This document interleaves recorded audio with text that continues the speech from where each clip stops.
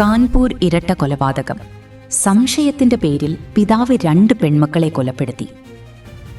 കാൺപൂരിലെ ഈ ദാരുണമായ സംഭവത്തിൽ 11 വയസ്സുള്ള ഇരട്ട കുട്ടികളായിരുന്നു. മദ്യലഹരിയിലായിരുന്ന പിതാവ് ഉറങ്ങിക്കിടക്കുകയായിരുന്ന പെൺകുട്ടികളെ കോടാലി ഉപയോഗിച്ചാണ് ആക്രമിച്ചത്. ഇളയ മകൾ സംഭവസ്ഥലത്തു വെച്ചും മൂത്ത മകൾ ആശുപത്രിയിലേക്കുള്ള യാത്രാമധ്യേയുമാണ് മരണപ്പെട്ടത്. ഉത്തർപ്രദേശിലെ കാൺപൂരിൽ കുടുംബ ബന്ധങ്ങൾക്ക് തീരാ കളങ്കമുണ്ടാക്കുന്ന ഒരു സംഭവമാണ് റിപ്പോർട്ട് ചെയ്തിരിക്കുന്നത്.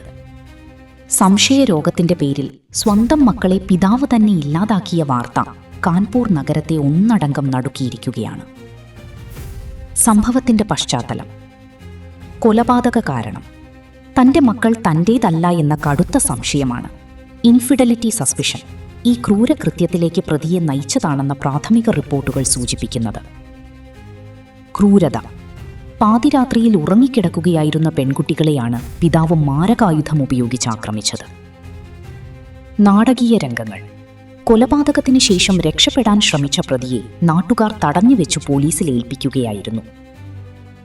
സമൂഹത്തിന്റെ ഞെട്ടൽ: കുടുംബത്തിനുള്ളിൽ സംരക്ഷണമേകേണ്ട പിതാവ് തന്നെ ഘാതകനായത് അയൽവാസികളെയും ബന്ധുക്കളെയും വലിയ രീതിയിൽ തളർത്തിയിട്ടുണ്ട്. കാൺപൂർ കൊലപാതകം: 2 പെൺമക്കളെ പിതാവ് കൊലപ്പെടുത്തി. പ്രതിക്ക് വധശിക്ഷ നൽകണമെന്ന ഭാര്യ.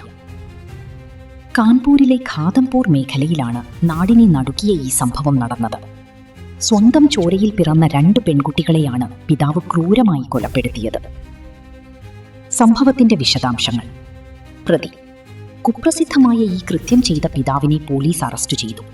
ഇയാൾ മദ്യത്തിനടിമയാണെന്നും സ്ഥിരമായി വീട്ടിൽ വഴക്കുണ്ടാക്കാറുണ്ടായിരുന്നു എന്നും പറയപ്പെടുന്നു.